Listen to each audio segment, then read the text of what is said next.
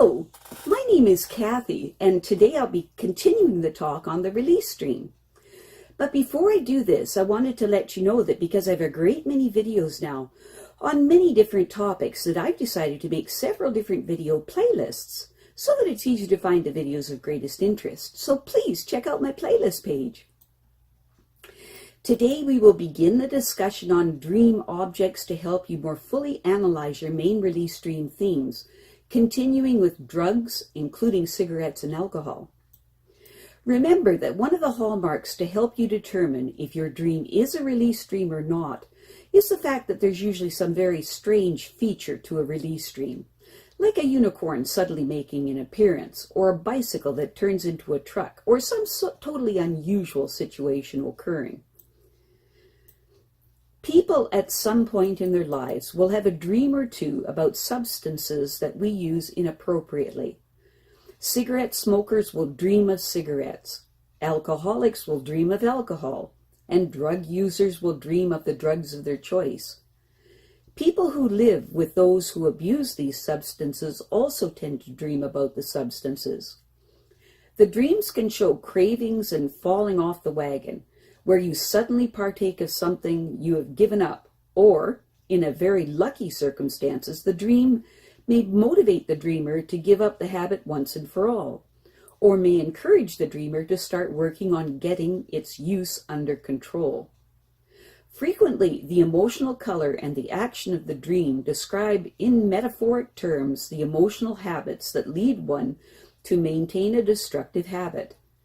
These dreams can also be warnings that the dreamer is getting involved in circumstances or in relationships that could lead to falling off the wagon once again.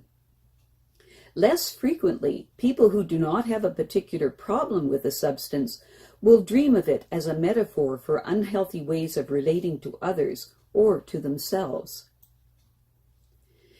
Many dream analysts believe that substances used in dreams are wish fulfillment dreams, but for the most part, I would have to say that they often go beyond this. While it is true that, especially in the stages of early recovery from a substance abuse problem, these dreams can be literal. Very often, the feeling a dreamer has upon waking from substance use dreams indicates the success the dreamer will have in recovering from his or her addiction. People who wake from a using dream, feeling disappointed that they didn't have a hit or the drug or a drink of the alcohol, are less likely to be committed to their recovery than are those who wake from such a dream relieved that they didn't fall off the wagon the night before in their dreams. They were relieved that it was just a dream. In our first example, we have a woman that dreamt that she was at a party and there were lots of fun people around, but all she could think of was going into a back room and smoking some grass. As she went to the back of the house, she was sorry that she would be missing the party.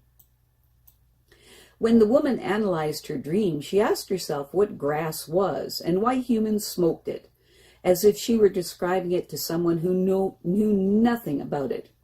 She said it's a fairly harmless substance that is overly regulated by the government. It helps you to relax and makes you feel content with the world. She next asked herself how she felt about going to the back room. She said she regretted that she felt compelled to smoke because in reality she would have had more fun being straight and staying at the party with her friends. She next asked herself if there was anything in her life that was like grass, that made her feel good and relaxed, but at the same time pulled her away from being with her friends in a party-like straight environment. She said her boyfriend was like that. She withdrew from a lot of her friends to be with her boyfriend, who indeed made her feel wonderful and who was sexy and very attentive to her.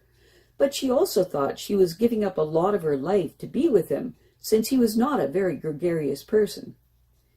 Then she looked surprised and said, "You know, I used him as a drug, as a security blanket, to avoid challenging and threatening situations, because I feel so safe with him."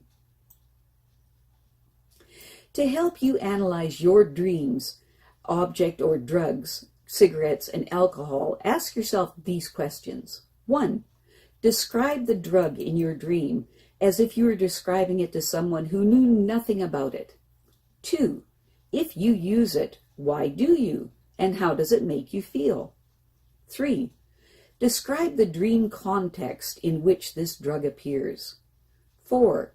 Is there any way in your life that there is something like this drug or the drug itself which plays a role in your life as it does in the dream?